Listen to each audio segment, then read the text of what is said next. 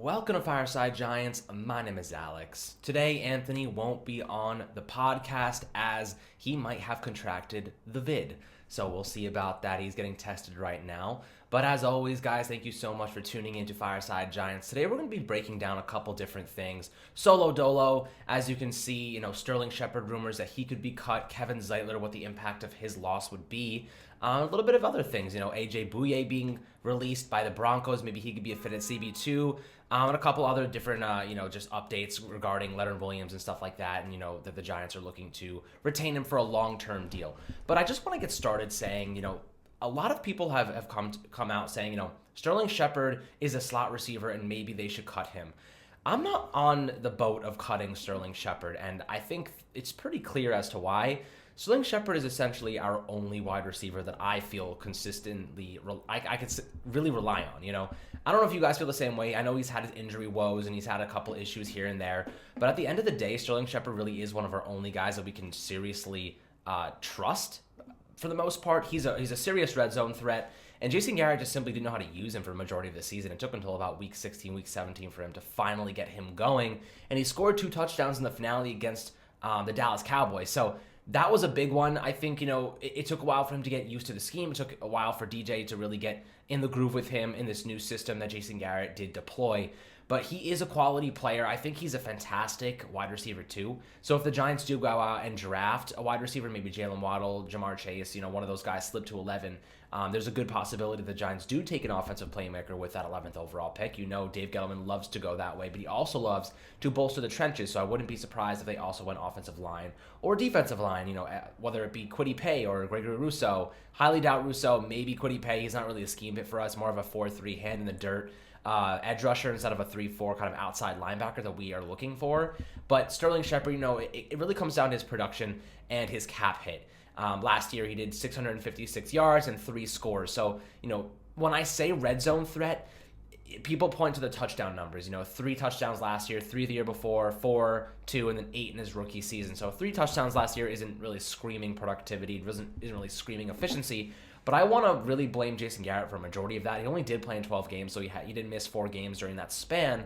But I do think Sterling Shepard is a super valuable player. And we talked to his trainer. We talked to the guy that trains him and trains Antonio Brown and some of the guys that are highest in the NFL in terms of wide receiver. So, what he had to say was Sterling Shepard is actually a better outside receiver. And that was really interesting to me because a lot of people look at him and say, he is our primary slot guy. Sterling Shepard is our primary slot receiver. And for the most part, he's playing inside and you have, Darius Slade on the outside. Maybe we go out and find Kenny Galladay or an outside receiver.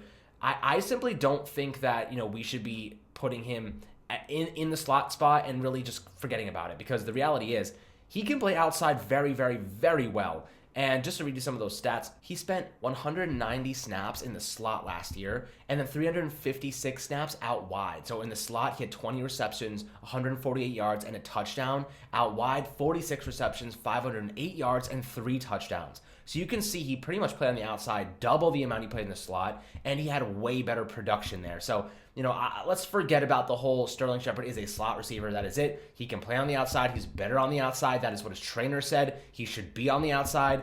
And the majority of the reason why is because he's a pretty good release package, and he's not a burner. He's not going to burn you downfield. But he is able to, create separation with his route running. He's a very, very great route running in the short to intermediate range. He's not going to push the field vertically, but if you have a guy you can trust and rely on the outside to pair with him, Darius Slade is more of just a go route, 9 route type of receiver. We saw him basically run 2 routes the entire year. 3, maybe 3. He ran slants, go routes, and comeback routes. That was pretty much all he did all season long. A couple of hitches here and there, but for the most part, they were pretty predictable. And teams knew based on his, his alignment, his release package, what he was going to be doing. If he broke outside, it was going to be a go route. Essentially, he had the option to say, okay, I'm going to go, and if I see that they're trying to squeeze me, I'm gonna come back. And that was kind of what the option was for him. But he just didn't have that spark that he did in his rookie season where he had 8 touchdowns, over 740 yards. That wasn't there last year. That was a problem.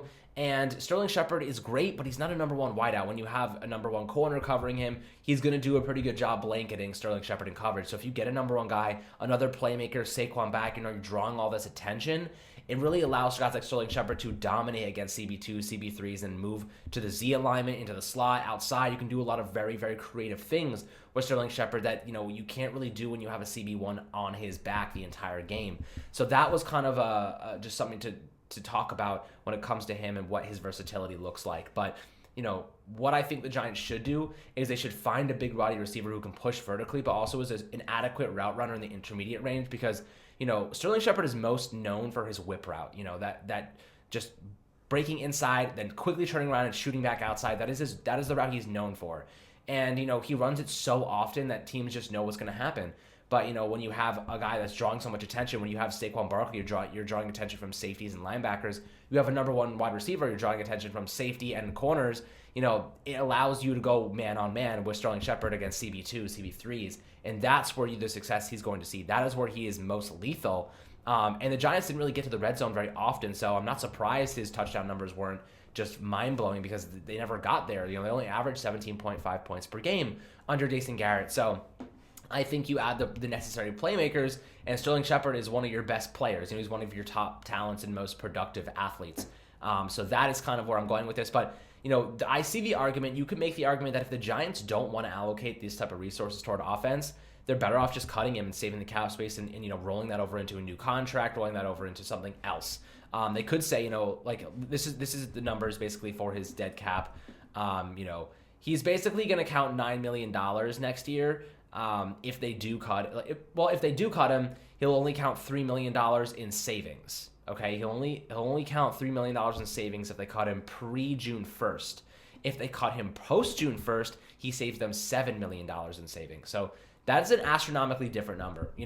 Either you're saving $3 million or you're saving $7 million. The difference here, there's a bunch of players like Nate Solder and Golden Tate, who are both saving a lot more. If they cut Nate Solder post-June 1st, they save $10 million. If they cut Golden Tate, it's $8.5 million. So it's a vastly different, and if they're cutting all these guys post June 1st, it doesn't really allow them to spend the money earlier to get those free agents.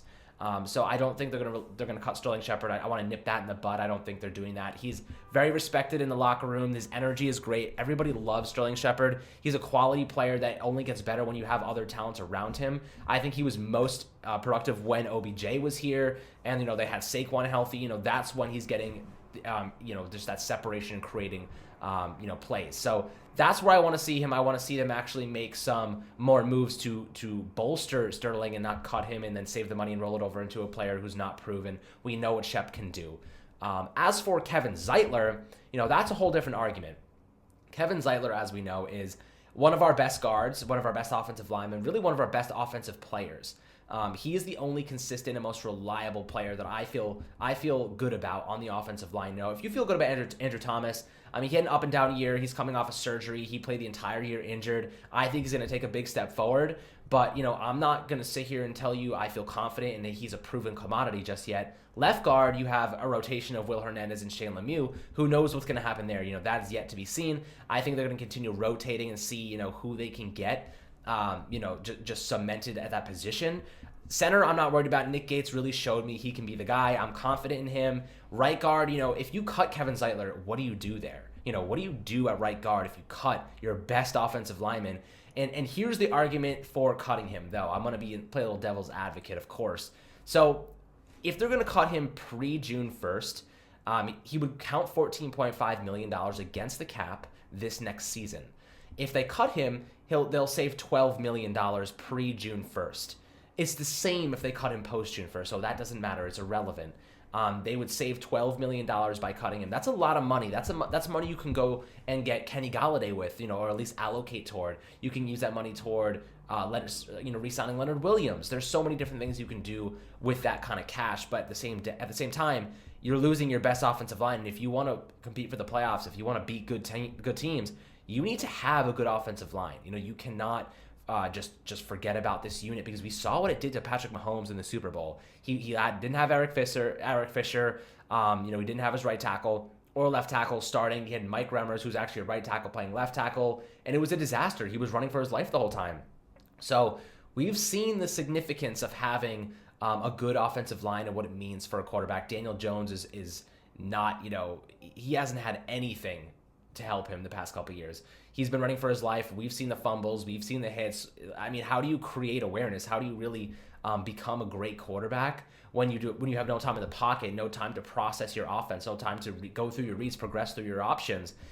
It's impossible. It's virtually impossible. We saw it with Pat Mahomes. What makes anyone think that Daniel Jones is going to do any better? So that's kind of my perspective. If you're going to get rid of your best offensive lineman, that's a major mistake, huge mistake. I am not for getting rid of Zeitler. And Dan Duggan of The Athletic actually presented a really good option for the Giants to restructure Zeitler's contract and lower the cap hit for 2021 and open up a bit more money. So I'll read you the portion that he wrote. And he says, the Giants could cut Zeitler and use part of the savings on a veteran replacement, but the best option may be giving Zeitler a modest extension to reduce his cap hit in 2021.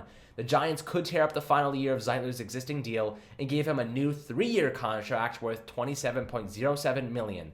So instead of cutting him and instead of just keeping him on 1 year, they give him a 3-year deal and they spread out the cap as the cap continues to rise post-COVID.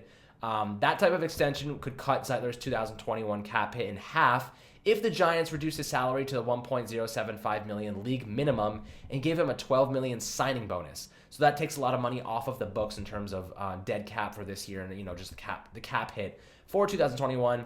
And basically, here's how he laid it out. 2021, his salary would be $1.075 million. His proration would be $6.5 million and cap hit $7.575 million. So essentially, he'd be cutting his cap hit in half, saving $7 million they can allocate toward Leonard Williams, a wide receiver, an edge rusher, whatever you think they should do. 2022, his cap hit would be $10 million and then $12 million in 2023. But the big portion here is that the dead cap would be significantly lower in those 2 years. So if they decided to cut him, it wouldn't count much and they would recoup a good chunk of money. I actually really like this because Kevin Zeitler is our best guy. If you can keep him on a modest and pretty cost-efficient deal, I would say he's above average. If you can keep him at those price points, 7.57, 10 million, 12 million, that's a steal for a veteran offensive lineman who still has some juice left in the tank. I would do it in a second. I think cutting him would be a massive mistake. You're only opening up a major hole that you don't know what to do with because Will Hernandez doesn't fit Jason Garrett's zone blocking scheme. The way that they kind of do this is with Shane Lemieux and Jason Garrett's run blocking scheme is they do outside zone most of the time, so that really involves pulling guards and trap blocks. Shane Lemieux was a lot more athletic and mobile. That's why they used him more often in the second half of the season. So they had him pulling over to the right side of the line of scrimmage and really just filling those gaps because he could get there quickly, and it would allow Wayne Gallman to go north-south and just burst up those seams. So when it comes to Will Hernandez, he's more of a power blocker that is more inside zone. So he's actually moving and shifting the line of scrimmage forward instead of pulling and trapping across because he's not as fast and nimble as Shane Lemieux. So with that being said, Kevin Zeitler is I would say he's pretty athletic. He's a pretty good guy you want to keep around. Getting rid of him would be a major mistake in my opinion, and I would not want to cut him. I would rather extend him like Dan Duggan mentioned. Moving forward, though, this really all accumulates to a major point, and it is, what do the Giants do with Leonard Williams' contract? Because this is going to be an interesting offseason because right now they are $3 million over the cap. So when it comes to Leonard Williams, we're all estimating he's going to make $20+ million. I saw a report that Dalvin Tomlinson is going to make $10 to $12 million per season. So we're over the cap $3 million. So keep that in mind. We're over the cap $3 million. We have to pay a guy $20 million, and let's meet in the middle at $11 million with Dalvin Tomlinson. So they need to find $33 million to spend. Of course, they can backload the contracts, they can push them, but ideally you don't want to do that. You want to really, just incorporate the cap into the season for the next year because, what happens if they bust? What happens if they get injured? You want to cut them. They're not performing. If you're backloading all that money, it really hurts you and your ability to spend money later. But with that being said, they're going to cut Golden Tate. They're going to cut Nate Solder. That's like 16 to 18 million opening up right there. So that's basically almost takes care of Leonard Williams' deal. And I think they're going to backload most of his deal to the second year. That way they can fill money for a wide receiver. And I don't think they're going to be going after a big name wide receiver like Kenny Golladay or Allen Robinson. I expect a mid-tier guy like Corey Davis or Curtis Samuel, or even Marvin Jones. Like these guys, they're good enough to get it done, but they're not like primo tier. They're not tier one. And the Giants just don't have enough money. No team really has enough money to do that right now. That's the big problem. The COVID cap is really pissing me off, guys, because we need to fill gaps, and we don't have the money to do it anymore. A lot of players are going to be cut because of the cap restrictions, because of the dropping cap by about $15 to $20 million. That's unacceptable, just in terms of being able to fit these contracts into your cap for next season. Unless you're doing multi-year deals. That's the thing. The one-year contracts are going to be really hard to fit because a lot of teams are going to be pushing that money to the second and third year of the deals. And, there are players that are already being released. Patrick Peterson's one of them.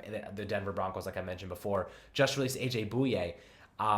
Xavier Rhodes is another veteran that's going to be on the market. There are a lot of players here that the Giants could be looking at to fill that CB2 spot so they don't have to allocate a draft pick toward it. They can push that project over just one more season, see what they have in Julian Love, see what they have in Sam Beal, and see what they got in Isaac Yiadom a little bit more. You never really know what's going to happen. Maybe he takes to the scheme. He does a lot of work on the offseason, learning the system, getting used to those zone coverage schemes and whatnot, and he actually takes a step forward. So as of right now, I think the Giants are in a pretty tough spot given their cap. We know Kevin Abrams is going to find ways to open up cap space, but it's going to take time.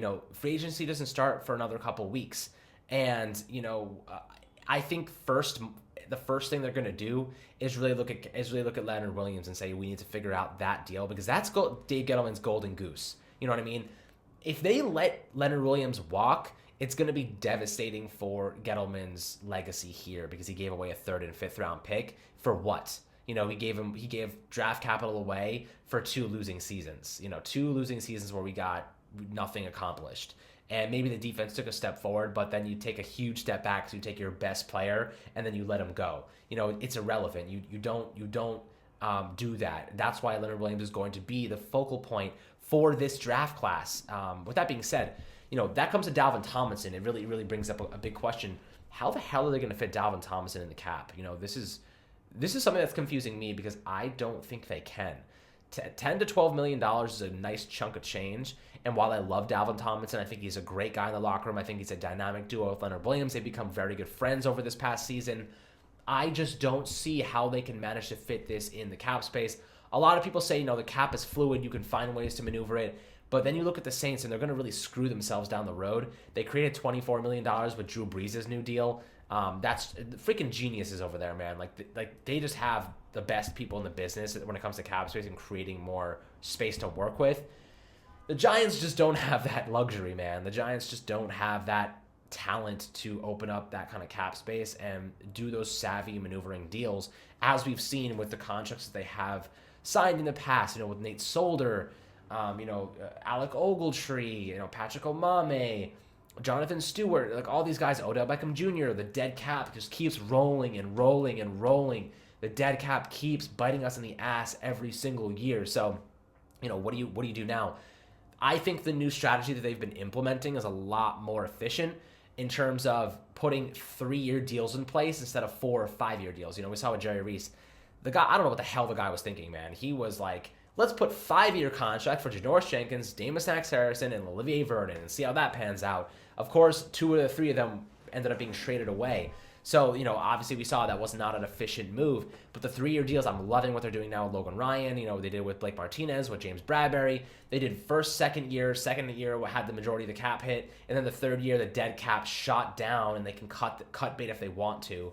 But with James Bradbury, I could even see them extending him another year, just picking up that option and being like, hey, let's extend these guys, lower their cap hit for this season because they really showed out. I think they're going to fit well in this scheme. Patrick Graham signed a new deal to stick with the Giants. He's not going anywhere. This defense is going to be building. I think that they feel they can build a very strong foundation.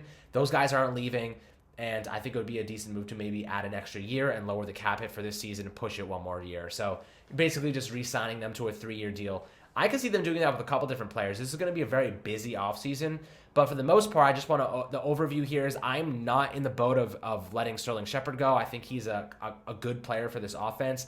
When you have a bad offense, taking your only good player is not a good sign, man. You don't want to be doing that. So, and especially the chemistry he's built with Daniel Jones, that only hurts your young quarterback.